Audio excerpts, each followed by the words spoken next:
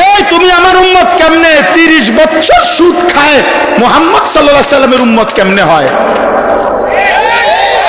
60 বছর বয়স এখনো বিড়ি সিগারেট খান যেই সমস্ত বুড়া চাচা, আপনি রাসূলুল্লাহর উম্মত কেমনে?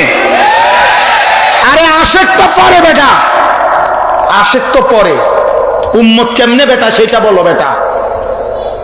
হ্যাঁ, ঠেলাঠেলি করেন, কেবল ধাক্কা ধাক্কি করেন সুন্নি ওয়াহাবি লইয়া, ঠেলাঠেলি করেন। হ্যাঁ, উম্মত প্রমাণ করেন উম্মত।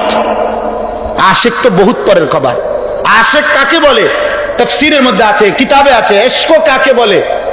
তাজাউযু হাদ্দিল মাহাব্বা, মহব্বতের সব বেড়া, ভালোবাসার সব সীমানা পার হয়ে যাওয়া, তারে বলে ইশক।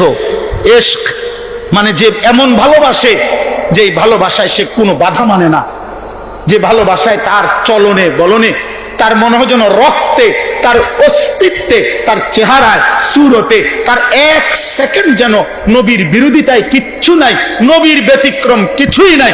এমন প্রেম, এমন অগাধ ভালোবাসা, এমন অস্থির মহব্বত অনুসরণ, তারে বলে বেটা আশেক বেটা।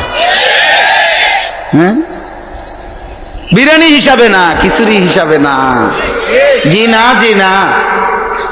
রাত রাতই হয়, দিন দিনই হয়। গায়ের জোরে, গায়ের জোরে আশেক চাপাইয়া দিলে দুনিয়া চলে যাবে, দুনিয়া বাদ। মাশাআল্লাহ, আল্লাহ রহমতে সবাই কম বেশ খায়, আখিরাত চলবে না, আখিরাত চলবে না, আখিরাত চলবে না।